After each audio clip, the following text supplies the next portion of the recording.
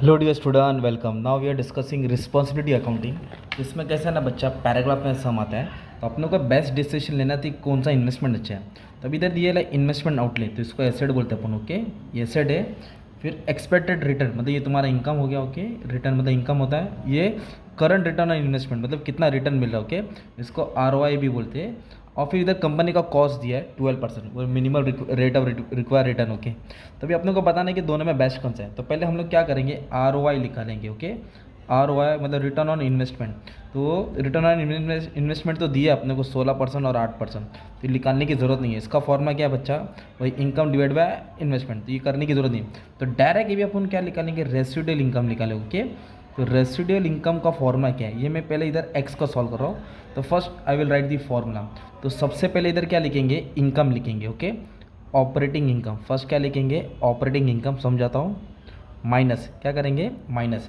ये माइनस में देखो क्या करेंगे, इधर जो भी एसेट्स है मतलब जो भी इन्वेस्टमेंट है वो लिखेंगे। एसेट बोले तो क्या हो जाएगा तुम्हारा, इन्वेस्टमेंट हो जाएगा इनटू कॉस्ट ऑफ कैपिटल। क्या आ जाएगा, कॉस्ट ऑफ कैपिटल।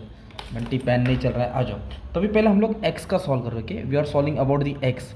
तो ऑपरेटिंग इनकम, तो इनकम का मतलब क्या हो गया दोस्त, मालूम है कि इधर एक्सपेक्टेड रिटर्न ऑन प्रोजेक्ट कितना आया, 14,000 आया। तो ये तुम्हारा इनकम हो जाता है 14,000। तो इधर लिखेंगे 14,000 माइनस ब्रैकेट में इन्वेस्टमेंट। तो इन्वेस्टमेंट मतलब एसेट्स कितना इन्वेस्टमेंट किया, 75,000। और उस पर cost, okay, we have to find the cost. तो कॉस्ट कितना दिया दोस्त, 12% दिया। कॉस्ट कितना दिया, 12% दिया। अब इसको सॉल्व करेंगे ना, 14,000, तो 75,000 पे 12% मारेंगे। ओके, 75,000 पे 12% उनका कॉस्ट है, दैट इज़ 9,000। कितना है, 9,000। अब दोनों को माइनस किया तो कितना आंसर आया, 5,000 आया। ओके, तो ये हो गया रेसिडुअल इनकम, सब ले दे के जो बचता है। अब जैसे एक्स का सॉल्व किया ना, अभी मैं वाई का सॉल्व कर रहा हूँ। ओके, तो ये फॉर्मूला एक ही बार लिखा। अब वाई का सॉल्व करने के लिए ऑपरेटिंग इनकम, तो इनकम मतलब रिटर्न कितना आया प्रोजेक्ट पे, 14,000 आया। एक्स का था, वाई का कितना है, 10,000। तो इधर लिखूँगा मैं 10,000 आया। इन्वेस्टमेंट दोनों का सेम है, तो इधर आ जाएगा 75,000। और कॉस्ट ऑफ कैपिटल वो भी सेम है, 12%। कितना आ जाएगा, 12%। तो लेट्स सॉल्व करके चेक करते हैं। ये 10,000 है, 75,000 पे 12% निकालेंगे तो कितना आएगा, सेम आएगा, दैट इज़ 9,000 आएगा।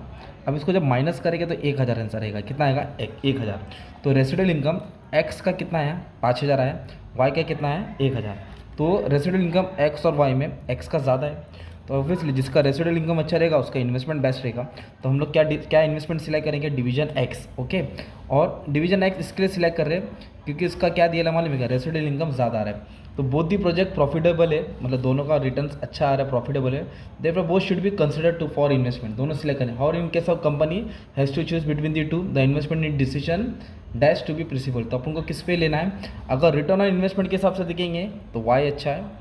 हाँ, अगर रेसिडुअल इनकम का हिसाब से देखेंगे जिसका ज़्यादा रहता है वो अच्छा रहता है, मतलब एक्स अच्छा है। ये तुम्हारा फाइनल आंसर था। मतलब कैसे ना, आपको पैराग्राफ में क्वेश्चन आएगा और सॉल्व करना रहेगा। तो एग्जाम में सब कैसे भी छोटा मोटा आ सकता है, आपको रेडी रहना चाहिए सॉल्व करने का। ओके, अब एक क्वेश्चन और सॉल्व करा देता ताकि तुम्हारा डाउट क्लियर हो जाएगा। अब इधर देखो क्या दिया अपने को, प्रोजेक्ट ए और बी दिया है। इधर दिया है सेल्स दिया है, वेरिएबल कॉस्ट दिया है, फिक्स कॉस्ट दिया है, और ये एसेट दिया है। एसेट को साइड में रखो। तो ये तीनों को सॉल्व करके अपने को क्या निकालने का बच्चा, प्रॉफिट निकालने का, ऑपरेटिंग इनकम। तो ये फॉर्मूला याद है आपको, सेल्स में से वेरिएबल कॉस्ट माइनस करेंगे तो 7 लाख में से 3,20,000 गया, तो अपने को कंट्रीब्यूशन आएगा। फिक्स कॉस्ट दिया 2 लाख, वो भी माइनस करेंगे तो ये प्रॉफिट आएगा, ऑपरेटिंग इनकम बोलेंगे इसको। और अपने को बताना है कि किसका आरओआई अच्छा है, सिर्फ आरओआई पूछा है तो कोई बात नहीं। 1,80,000 मतलब रिटर्न मतलब income divide by investment. ROI का फॉर्मूला क्या है, इनकम मतलब इनकम जो रिटर्न है डिवाइड बाय टोटल इन्वेस्टमेंट। तो इसमें इनकम कितना है अपना सॉल्व करके, 1,80,000, और इन्वेस्टमेंट कितना किया, 2.5 लाख। तो फर्स्ट का 7.2 आया, वैसे उन्होंने सेकंड का सॉल्व किया, ये 2.5 लाख है। और इधर कितना है, 3,70,000, तो सेकंड का 6.67। तो दोनों में ज़्यादा रिटर्न किसका है, ए का। तो डिवीजन ए का इन्वेस्टमेंट बेटर रहेगा। इस तरह तुमको आंसर लिखने का था। वैसे इधर ये वाला भी सम दिया। ओके, सेल्स, ये क्वेश्चन ही दिया है, सेल्स में से वेरिएबल कॉस्ट माइनस क्या, प्रॉफिट। तो प्रॉफिट भी दिया है, इन्वेस्टमेंट भी दिया है। तो ए बी सी, तो रिटर्न ऑन इन्वेस्टमेंट का फॉर्मूला याद कर लो। प्रॉफिट को जो आया, जो गया, जो कमाया, जो डाला, उसको डिवाइड किया। 1 लाख को 4 लाख से डिवाइड किया, 25%, 12%, 20%। तो तीनों में ज़्यादा रिटर्न किधर आया मालूम है क्या, सबसे ज़्यादा फर्स्ट में आया 25%। इसको फर्स्ट रैंक दिया, इसको सेकंड रैंक दिया, इसको थर्ड रैंक दिया। अभी निकालने का रेसिडुअल इनकम। तो रेसिडुअल इनकम का फॉर्मूला मैंने बताया ना, residual income is equal to profit. इधर प्रॉफिट लिखा है तो हमने क्या लिखा तुम्हारे लिए, इनकम लिखा, माइनस इन्वेस्टमेंट, जो इन्वेस्टमेंट है इंटू कॉस्ट ऑफ कैपिटल, तो कॉस्ट ऑफ कैपिटल दिया 10%, एकदम प्यार मोहब्बत में सॉल्व करता हूँ। तो प्रॉफिट, तो व्हाट इज़ प्रॉफिट, 1 लाख लिखेंगे, माइनस इन्वेस्टमेंट कितना है 4 लाख, 4 लाख पे कितना परसेंट, 10%, 4 पे 10% कितना आएगा 40, 1 लाख में तो 40 गया तो 60 आएगा। वैसे डिवीजन बी का सॉल्व किया, डिवीजन बी में प्रॉफिट कितना 1,20,000, इधर 1,20,000 लिखेंगे, 10 लाख पे 10% कितना आएगा 1 लाख, 1,20,000 से 1 लाख गया तो 20,000 आएगा। वैसे इधर 1,80,000 लिखा, सिंपल 1,80,000 लिखा। और अभी अपनों को क्या करने का बंटी, 9 लाख पे 10%, 9,000 तो माइनस करके 90 आया। तो तीनों में ज़्यादा किधर है, तीनों में ज़्यादा रेसिडुअल इनकम डिवीजन सी है। तो as per the residual income division C is best, as residual income is highest among all the division. ROI के हिसाब से डिवीजन ए बेस्ट है, प्रॉफिट के हिसाब से सी बेस्ट है ना। तो ये तुम्हारा डिसीजन रहता है इन्वेस्टमेंट का, रिस्पॉन्सिबिलिटी अकाउंटिंग बोलते हैं। ऐसे एग्जाम में सम आता है अलग अलग टाइप का, तो मैंने बहुत सारे सम सॉल्व कर दिया हूँ। और तुमको पूरा कॉस्ट का लेक्चर चाहिए तो मुझे व्हाट्सअप पे मैसेज कर सकते हो, ये मेरा व्हाट्सअप नंबर है। तो तुमको पूरा कॉस्ट का सॉल्यूशन मिल जाएगा, एमकॉम जो भी कर रहे हैं आप लोग।